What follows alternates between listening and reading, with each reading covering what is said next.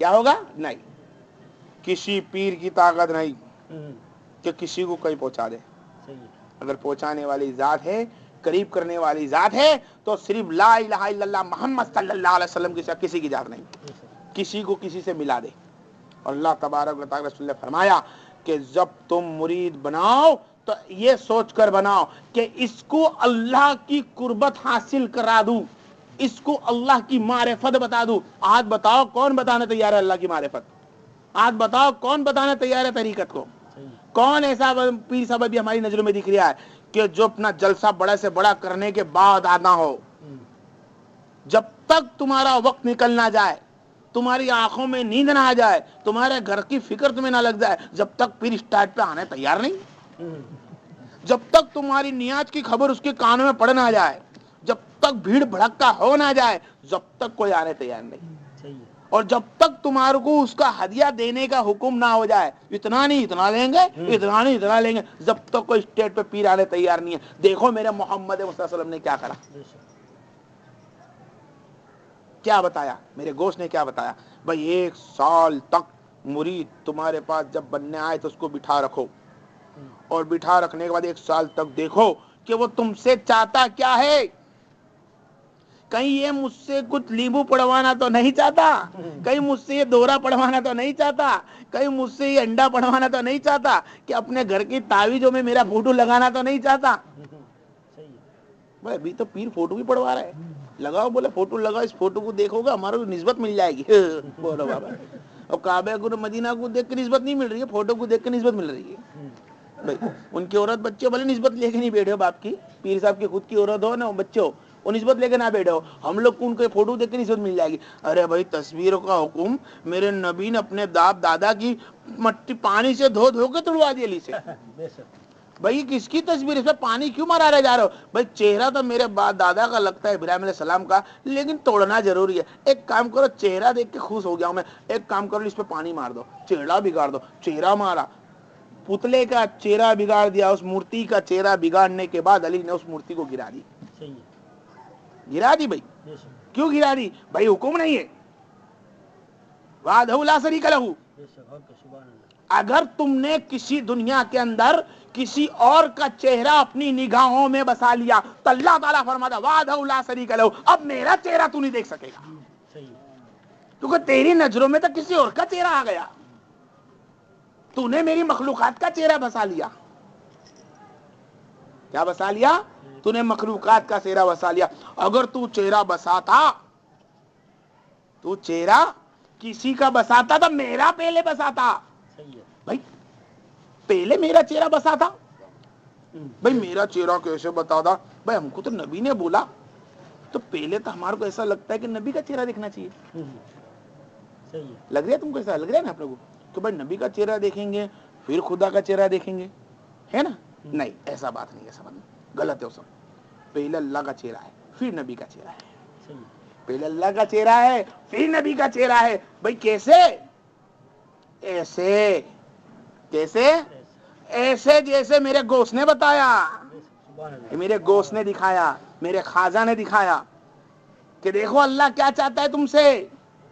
اللہ تعالیٰ فرماتا ہے قرآن پاک میں ارشاد فرماتے ہیں، اللہ کے رسول صلی اللہ علیہ وسلم کے حدیث پاک میں فرماتے ہیں، سیدنا غوث اعظم فرماتے ہیں کہ میں نے سنا محمد مصطفیٰ صلی اللہ علیہ وسلم نے فرمایا کہ جب انسان دنیا سے رخصت ہونے کی تیاری ہوتی ہے، غور کرنا بیٹا اس پہ ہو، بعد میں شاید مجھ سے نکلے نہ نکلے پھر کچھ آگے زیادہ ہو جائے. جب انسان دنیا سے رخصتی کرنے کا ہوتا ہے، قریب ہو گیا وقت، تو اللہ تعالیٰ فرماتا ہے اے فرشتو، اے ملائکو، اے اسرائیل علیہ السلام، اس کی روح قبض کرنے کا وقت آ گیا ہے، جاؤ اور 500 فرشتوں کو ساتھ میں لے کر جاؤ. ملائکوں کو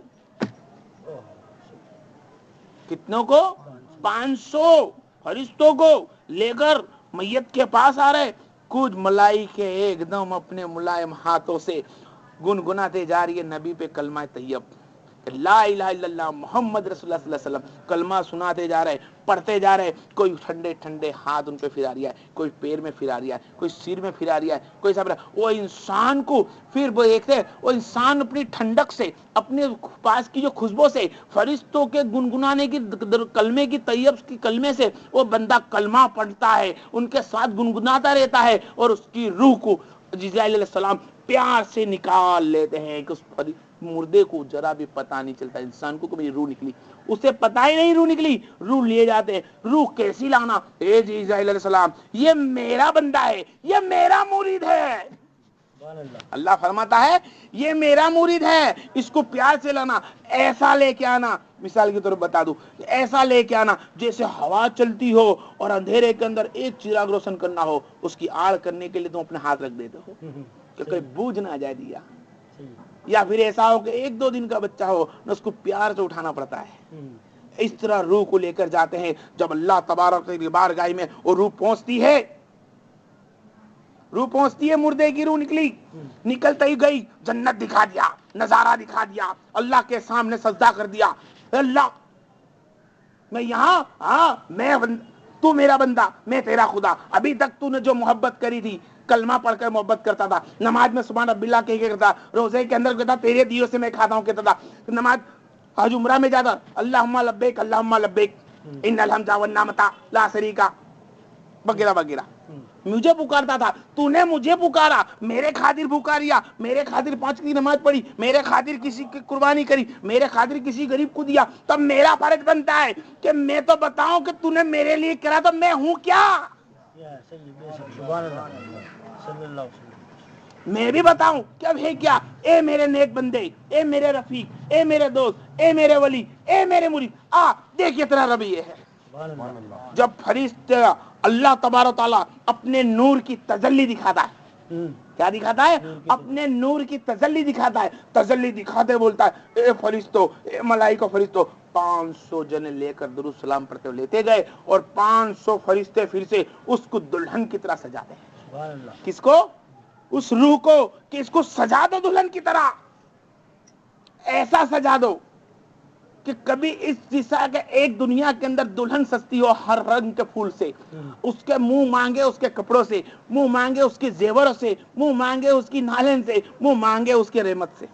تو اللہ اس کی رحمت سے, اس کی برکت سے اس روح کو سجاتا ہے. اور سجانے کے بعد بولتا ہے جا اب قبر میں.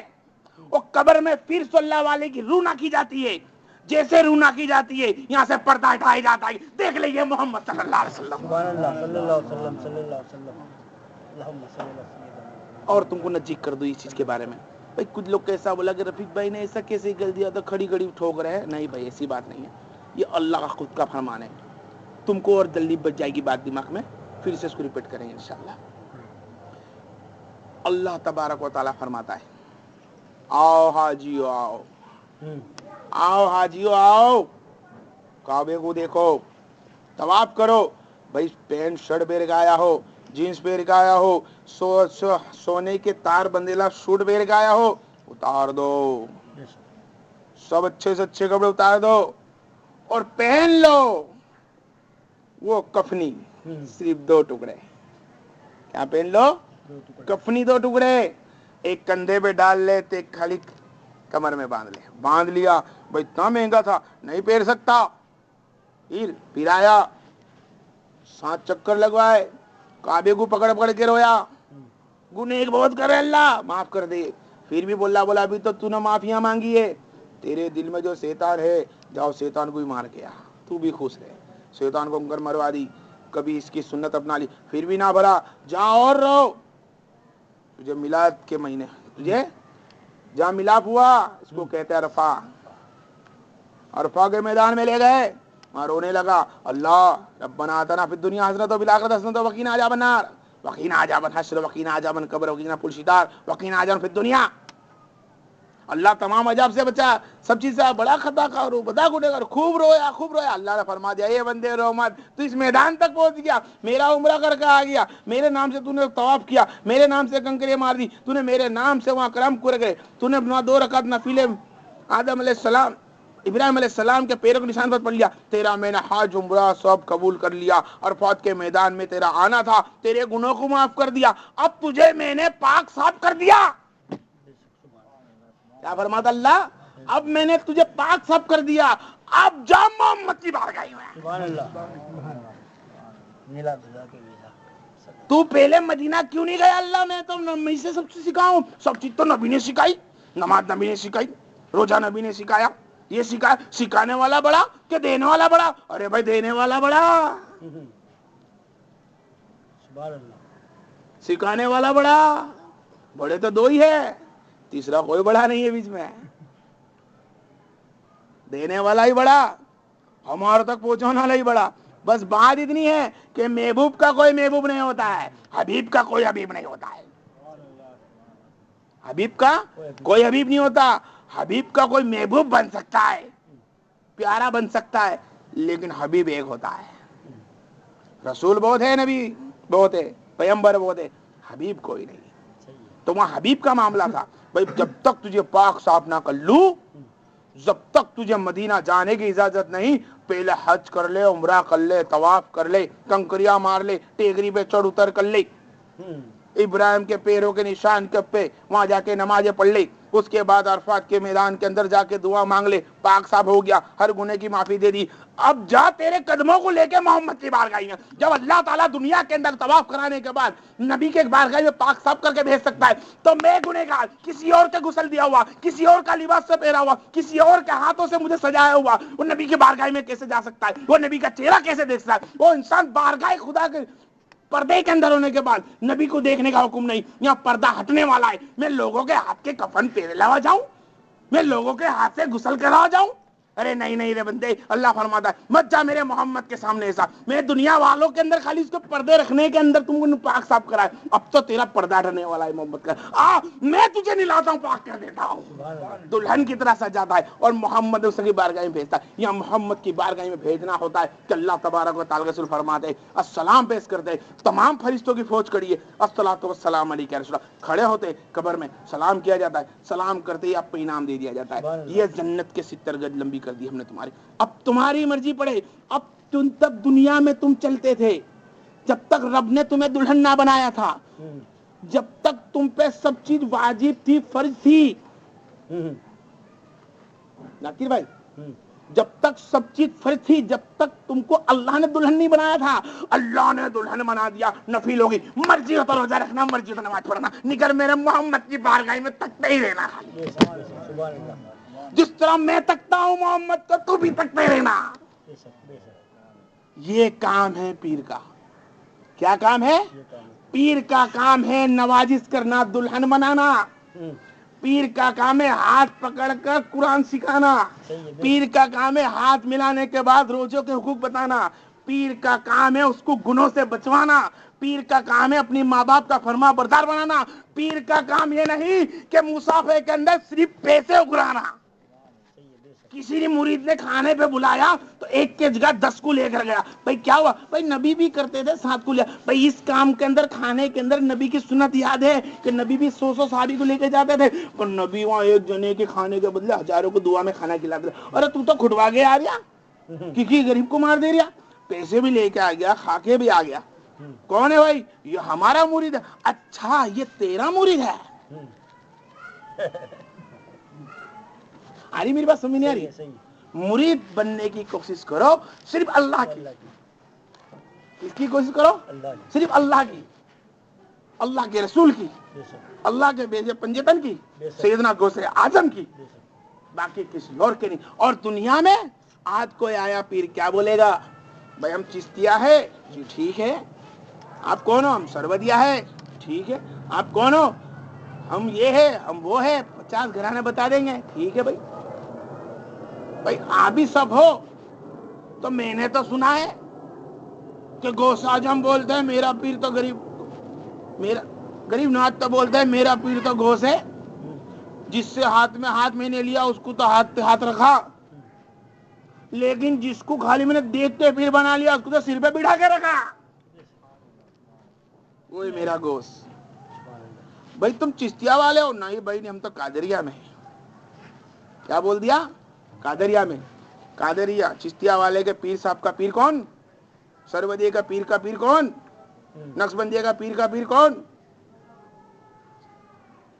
چاروں گھرانے کے پیروں کا پیر صرف عبد القادر جیلانی اور کوئی نہیں. اب سب کا پیر گوشت بن گیا، باپ ایک ہو گیا، یار ایک ہو گیا، گھر بدل گیا. یار اٹک بدلا جی بھائی، ایک ہی گھر کے بچے ہیں. کیا نام ہے بھائی؟ یہ نام ہے. کیا نام ہے؟ شیخ صاحب. کیا بولا گیا؟ ہاں